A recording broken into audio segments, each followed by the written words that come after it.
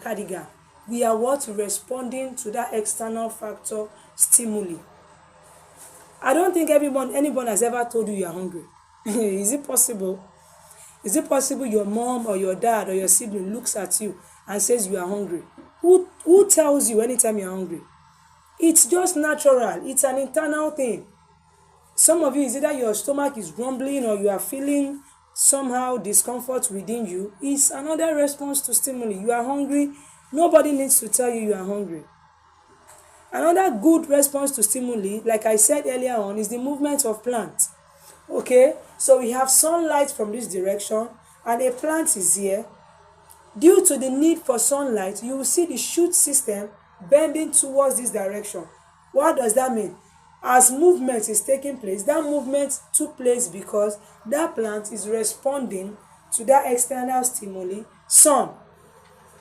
Do you understand? All right, now we move to G, growth. When we say growth, what do we mean? Growth is the tendency of living organism to have an irreversible increase in size and in mass. Okay? Let me use human being for example. When a child is born, you will see that child very tiny. A baby is born. Now, whether the baby is slim or fat, at that moment, that child is small. As time passes on, you will see that child keeps growing. The child increases in size, increases in mass. Okay?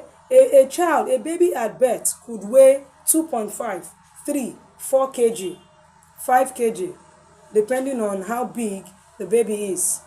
Now, if you go check the baby's weight, maybe 3 months after that, that child would not also weigh the same weight he was weighing before. A child that was given birth to that weighed 3 kg. And after 3 months, you are going to check that child and he's still weighing 3 kg. That means something is wrong. So it is expected that every living organism grow. Have you seen your plants too?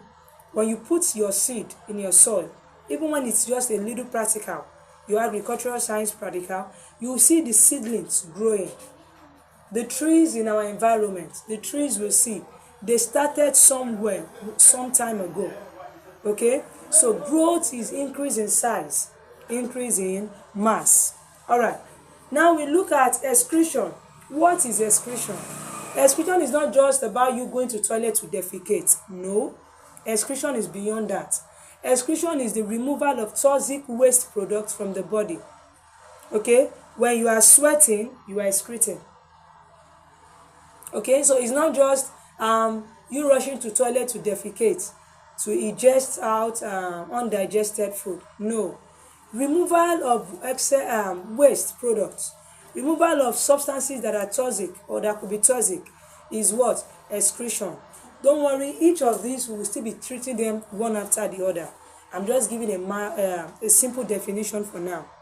All right, the next R in Mr. Niger Cad is reproduction. What is reproduction? Reproduction is another feature or a characteristic that gives living organism ability to produce young ones, to produce offsprings of their kind. This can only be done by a living organism. If I have a pencil, for example, I have this pencil here, and this pencil, don't forget, it's a non-living thing, no life in it. If I leave this pencil and I get another pencil, okay, they have different color. We can't even classify them as male and female.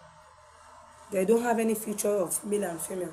If I leave this pencil here, these two pencils, for years, I won't meet extra pencil when I come back.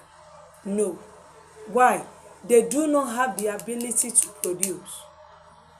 Unlike living things, living organisms have the ability to produce young ones of their kind, either sexually or asexually. Like I said, we will still be treating each of them one after the other. Okay? Now, another characteristic is competition. Living organisms or living things have the ability to struggle for basic needs. Life. These basic needs of life could be food, could be water, could be light, could be shelter. Living things are the only things that can do this. Now, if for example, we are 10 in a particular room, maybe for like 3 days, or let me say 2 days, we've not eaten. 10 adults in a room, hungry.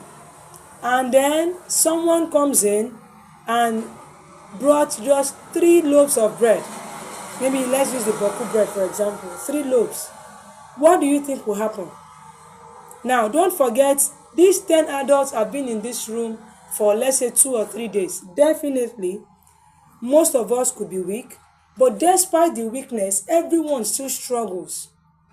Okay, it's just like when athletes are running.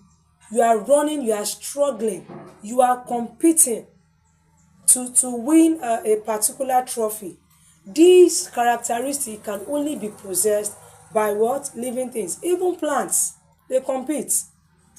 And that's why you see green grasses below green trees struggling to get sunlight, because the trees are forming a shade over them. Do we understand? The A stands for adaptation. What is adaptation? Ability of living things to get used to changes. For what purpose? Survival.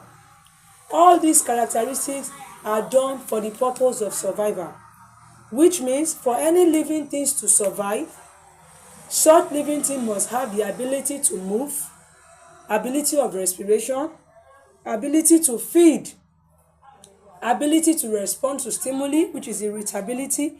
Such living organism must grow, must undergo excretion. Now, for continual existence, such organism must reproduce so that such species doesn't go into extinction. And like I said, survival of the fittest goes for what? Competition. Every living organism, you want to survive, I want to survive, we must learn to struggle. Okay, you must learn to compete. And lastly, adaptation. Okay, you must learn to get used to. Every living thing has the ability to adapt. And when that ability is not there, or when that urge to adapt, you will see such organism dies. Okay, or is just gradually going into extinct. And our D, of course, death. Just like normal saying, we say everything that has a beginning has an ending. Every living organism can die. Every living thing die. So death is the end to the period of existence in every living thing. Okay, so as I said earlier on, the acronym Mr. Niger Cad distinguishes between living things and non-living things. And everything I had said is exhibited both in plants and in animals, not limited to animals. Although some of these characteristics like movement could be passive, slow in plants, but they still move. When you want to differentiate between plants and animals, you could say, well, plants do not have sense organs, for example, but animals do. So there are many differences you can have between plants and animal, but you should know they exhibit both. They both exhibit all the characteristics. All right. So in our next class, we will be looking at levels of organizations. Okay, that will give us a large knowledge or a broad explanation on how living organisms are classified. So you should know as a biologist or as a biology student that living things is beyond plants and animals. Okay, so we'll be looking at how there are levels of organization and level of classification. Thank you. It was nice having you guys. Thank you, and do have a wonderful day.